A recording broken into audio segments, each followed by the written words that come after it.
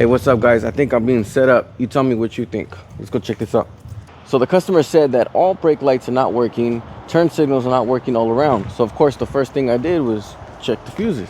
So the first thing of course is I checked the fuse panel, moved the little plastic trim, and this is what I found. So I did a visual inspection of the fuse box and I saw that these two 15 amp fuses were shoved into one spot. I don't know how, but that's how it happened. But anyways, so what I did is I took these two fuses out and I saw that they were blown. So I put two new 15 amp fuses. This is spot 142. This is your brake lamp fuse. And this is spot 143. This is your cigarette. So after I put these two fuses on, now we have brake lights. They're working. So then I move on to diagnosing the turn signals. So then I saw spot 130. That is your turn signal. There is no fuse. So I'm like, what the hell? So somebody was in here messing around. So I put a 15 amp fuse in it. And now we have turn signals. So if you go here, turn signals are working.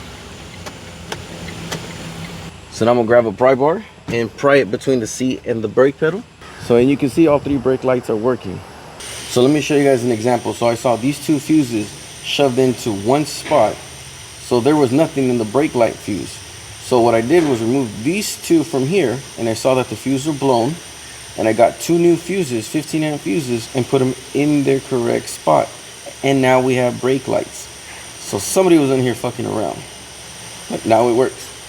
So what do you guys think? Was I being tested, or was the shop being tested, or somebody really was down there not knowing what they were doing? You let me know in the comments below.